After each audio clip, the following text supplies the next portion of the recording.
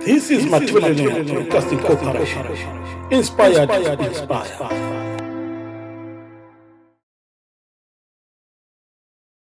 Yeah, well, today we'll be giving you a statement from Bishop Joshua Maponga, who in the past apologized to Mthwakazi people when he was cornered on one of the online media houses after having insulted Mthwakazi and praised gukurahundi for a work well done, just exactly as Geoff Nyarota did when he was the editor of Chronicles. Yeah. Why did you not delete your post even after apologizing? The post where you stood with the 5th Brigade that terrorized and raped the people of Matabeleland.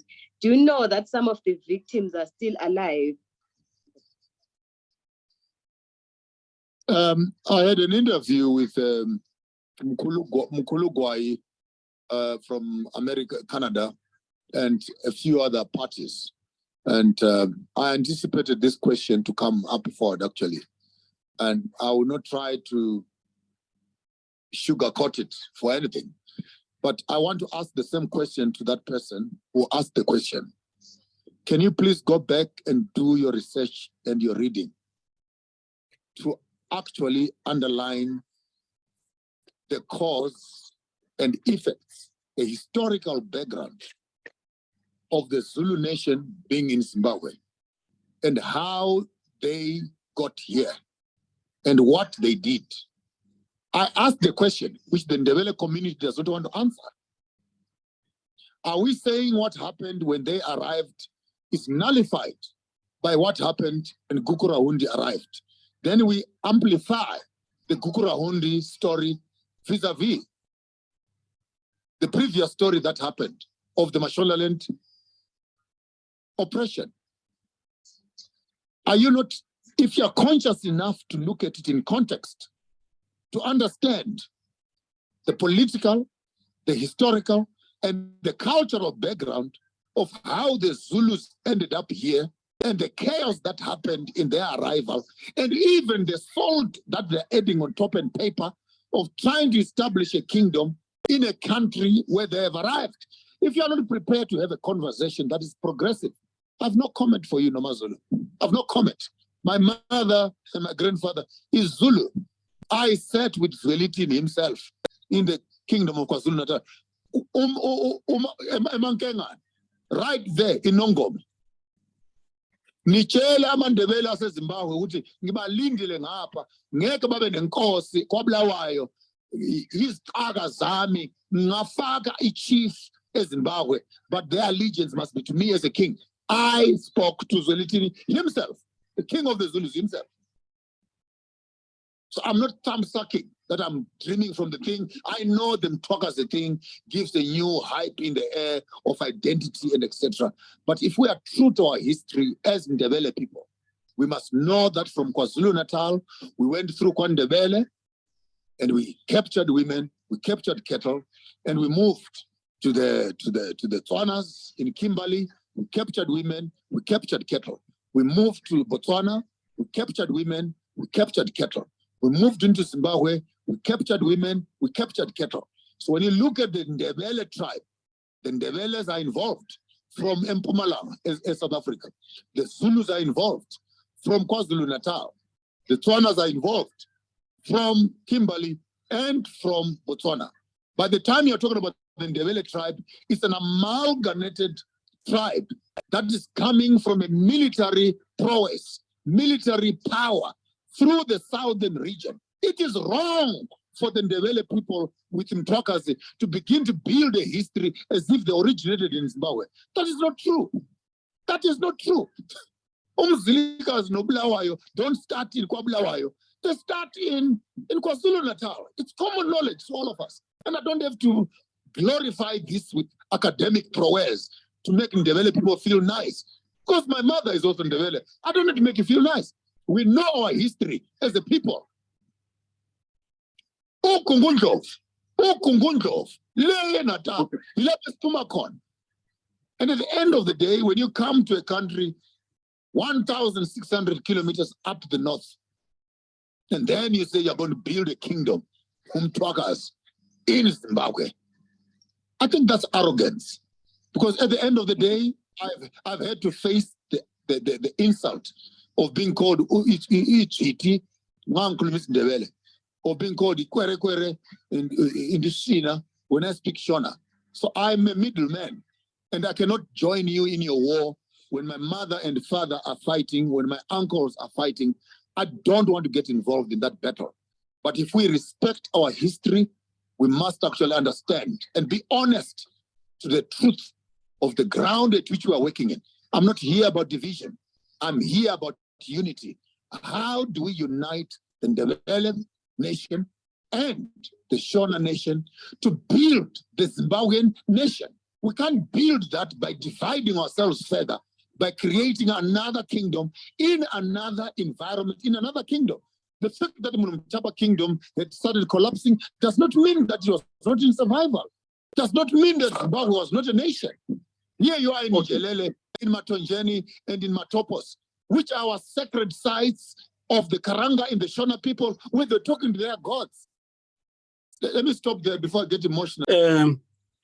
Well, I think it was befitting for me to try to respond to some of his accusations, some of his reasoning on why gukurahundi was the right thing, and on why the Mthwakazi people are being treated as second-class citizens in Zimbabwe, and on why Mthwakazi people should never be given any opportunity in sphere of life in Zimbabwe.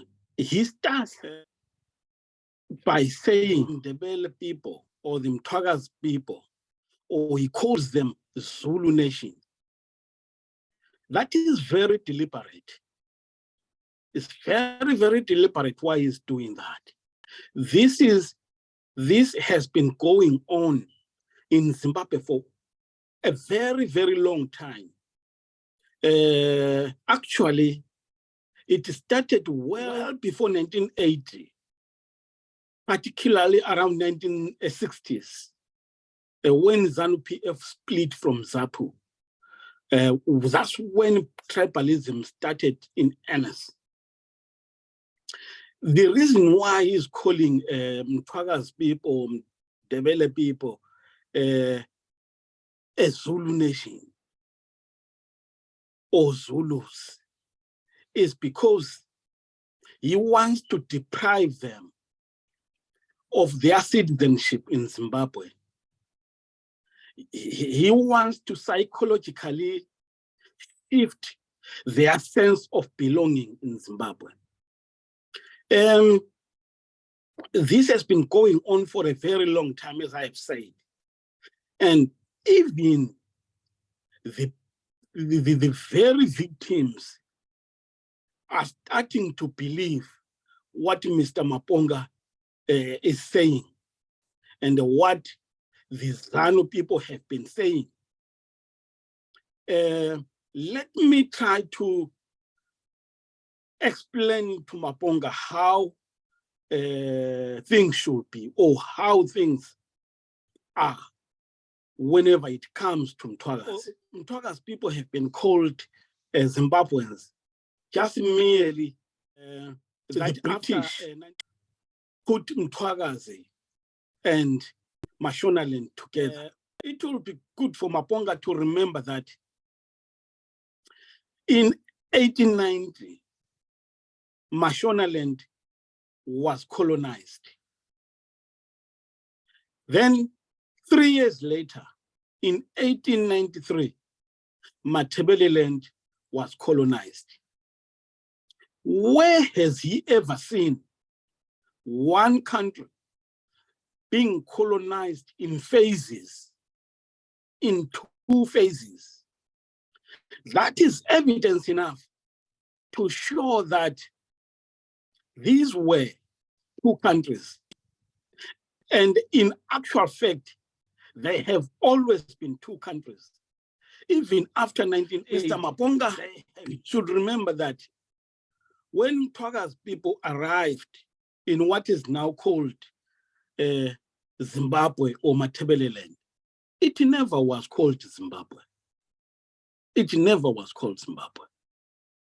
And he says the reasons why there was gukurahundi, why the Mthwakazi people are being treated the way they are treated now in Zimbabwe is because of historical reasons. He's saying the Mthwakazi people came and oppressed the Shona people. What a lie. I want him to point at one battle, at one war that Mziligas has ever fought against the Shona people. You should remember that all the wars, all the battles that the Ndebele people, that is the Mthwakazi people were ever involved in, they are all recorded. There is no single record of a war against the Shona people. Never. They say he committed a genocide against the Shona people, which is a pure lie. Show us the evidence. Show us the evidence. The bones should be there. Where are the bones? Where are the mass graves of those people that Mziligas butchered? Why would he have butchered them when he has never fought against them? These lies should be challenged, and we are challenging them now. He goes further and says, when Ndebele people, when Mthwakazi people arrived in Zimbabwe, they stole Shona cattle and Shona women. This lie has been going on forever. They say the reason why Mthwakazi women are beautiful is because Mziligas stole beautiful Shona women. So what he is actually saying is that Shona women are ugly and not beautiful, which I deny. They are beautiful like any other women. They are. It's just a lie, a stupid ZANU-PF lie, which Mr. Maponga has imbibed. He goes on further to say, he was he's saying Nkengane, but he doesn't even know. Kuwakhangela amankengane, Mr. Maponga. He's saying he was there with King Goodwill Zwelithini, and he has told them that he doesn't want Mthwakazi people to establish a kingdom in Zimbabwe, which is what utter nonsense. What utter nonsense. There is a kingdom which is standing. There is a nation of Mthwakazi which is standing in Matabeleland today, which was established by King Mziligas. Mr. Maponga wants people to believe that Mthwakazi people are new arrivals in what is called Zimbabwe now. And they do not have a legal right, or they do not have an entitlement to that land. Once again, that's a lie. What he should remember is everyone in that land, maybe except the Khoisan, the Khoikhoi, the San people. Those are maybe the originals, not any other ethnic population or any other ethnic group. So the Shona people came into that land. They hailed from East Africa. Most of them are still there in places like Tanzania, Kenya. They are still there. So the time period of how long you have been in that country doesn't have to seclude other people. Everybody in that land or on that land is the rightful owner. When Mthwakazi people arrived there, they didn't even fight against the Kalanga people. They had some negotiations, of which King Mziliga, it became the political leader of the nation. And Mambo of the day became the spiritual leader of the nation. So they were ruling together, side by side. There is no war that was ever recorded against the Kalangas, against the Mthwakazi people, the Ndebele people. There never was any war.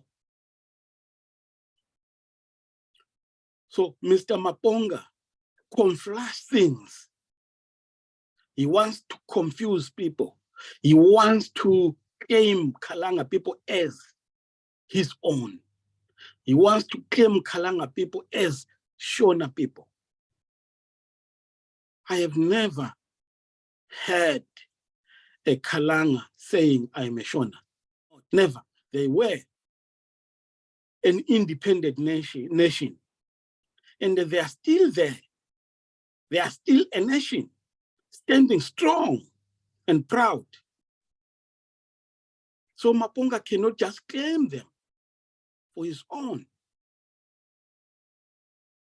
This thing of denying Mthwakazi people their rights should end. Should end right now. This is Mthwakazi Broadcasting Corporation. Inspired to inspire.